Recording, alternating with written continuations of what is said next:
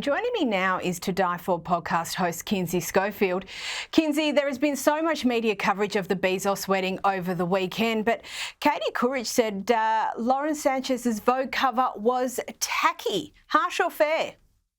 Oh my gosh. Look, when I think of high fashion, Katie Couric is the last person that comes to mind. I think in this particular instance, she sounds bitter that she wasn't invited. She would show up to the opening of an envelope. Katie's actually, I'm sure you know this, but Katie's actually admitted to attending a party held in honor of Prince Andrew, hosted by Jeffrey Epstein. So she will literally show up anywhere. She would sell a kidney to secure the Bezos' first married interview, but knows she's not relevant enough to score, a good get like that today. So I think she just sounds unhappy. I don't think that was a necessary comment. No, probably not a necessary comment. And I will say, Kinsey, I was so pleasantly surprised that Lauren's boobs were in her dress. Now, I query sometimes, I query sometimes how much this wedding was a wedding or a big performance, it's almost like a business deal. A few people have commented that the couple didn't seem to have much in the way of family there, but it's been reported that Kris Jenner pushed really hard for Khloe, Kendall and Kylie to be invited. I mean, honestly, it's a wedding. What's your thoughts? Well, the presence of so many Kardashians guarantees this a big pop culture event. It expanded generations thanks to the younger siblings like Kendall and Kylie. The only wedding that would outdo this guest list is Taylor Swift and Travis Kelce's wedding. But realistically, we understand that the Bezoses were secretly married in the United States weeks ago. And while there was a formal ceremony, it was just a big, expensive excuse to party. Yeah, I suppose sometimes a big expensive excuse to party can be very good fun. But there was some controversy over Kylie Jenner's choice of frock. What was the issue here? Okay, Kylie's dress was technically a pale silver, but let's be honest, under certain light, it looked white. And wearing white to someone else's wedding, that's a big no-no. It's considered a major faux pas because the white dress is supposed to be reserved for the bride. It's her moment, her spotlight. Fun fact, we can actually thank Queen Victoria for the white wedding dress trend. Before her 1840 wedding to Prince Albert, brides just wore like their nicest dress in their closet, often something dark or colorful. But Victoria chose white lace and satin, and it sparked a fashion revolution that's still going strong today. Yeah, and it is definitely part of wedding etiquette, I suppose, regardless of who the wedding is. Moving from Bezos to Beyonce, and check out this footage from her concert in Texas on Saturday.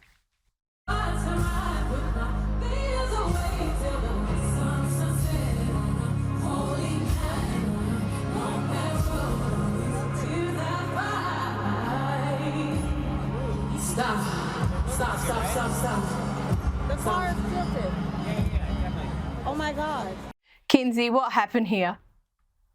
Over the weekend, Beyonce's team, Parkwood Entertainment, released a statement addressing this incident, explaining that Saturday night in Houston, Texas, a technical mishap caused her flying car to tilt. She was quickly lowered and no one was injured. The show continued without incident. I mean, it was, whether you like Beyonce or not, it was a pretty decent display of Beyonce's professionalism because she returned to the main stage and finished the performance without skipping a beat. Yeah, good on her. And I suppose the more that these sorts of music performances become almost acrobatic performances, the more that these sorts of things can potentially go wrong. But I totally agree with you. Top marks for her for, getting back on stage and continuing with the show. Now, the Beckham family rift, well, that's something that's been very well documented, and we know that Brooklyn missed David's 50th birthday, but apparently he was celebrating his father-in-law's birthday. It doesn't look like things have softened, Kinsey. I know, and this does not look great because David Beckham has been in the hospital after he underwent a surgery on his wrist. Victoria's posting pictures of David in the hospital, and Brooklyn's posting birthday wishes to his father-in-law after ignoring his dad. Brooklyn and Nicola act like they were raised by wolves and not one of the most famous power couples in the world. I'm sorry, but if your dad is David Beckham and your mom is Posh Spice, maybe show a little gratitude instead of throwing bratty shade. The entitlement is exhausting. The entitlement is exhausting, and I suppose, Kinsey, you know, we've seen the kind of parallel with Harry and the royal family, but where do you think that this family rift will end up going? Do you think it's something that's going to sort itself out?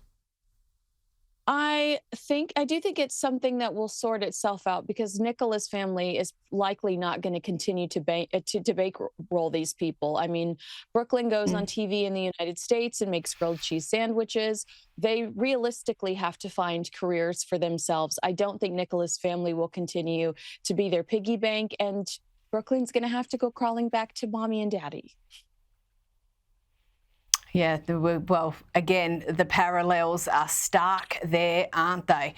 On to Prince Harry, speaking of, he made some comments this week that in 2018, Meghan was the most trolled person in the world. The digital world was so important to us is because my wife in 2018 was the most trolled person in the world. So there was a lived experience in that. Now, this conference was meant to focus on the mental health impacts of social media on children, a very worthy cause, absolutely no objection from me. Couldn't he just have focused on the kids? Right. Like, meanwhile, his wife is posting his children on social media. Like, the contradictions continue to astound. But what a fantasy timeline. Meghan's favorability rating was high in 2018. She had a 25% net favorability rating. In the US, her favorability was even higher at 39%. Today, a majority of UK adults, 65%, have a negative view of her. She has relentlessly spent 2025 trying to improve her public image. But between podcasts, Loose, Fruit Spread, and a Netflix series, there's been no significant impact positively on her standing. So, get your dates right, get your receipts. I think we're dealing with victim fatigue here. We're so over him trying to convince us that they are living a hard life from their Montecito mansion.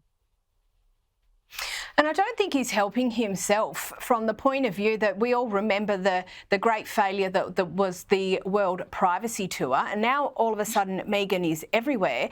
Like, pick the pony that you're going to ride and get on with it. Does this just, damage the credibility more? I do think it damages their credibility more because it completely contradicts what we have seen and what we know to be true. But this is just what we've come to expect from them. I think that there is such an oversaturation right now that the normal people are tuning them out. And that's not going to be beneficial to Meghan's as ever brand, but she's done it to herself. One day she's saying she's going to hit pause so she can reevaluate the brand. 48 hours later, she's announcing a restock. This yo-yo mentality is not a way to run a business.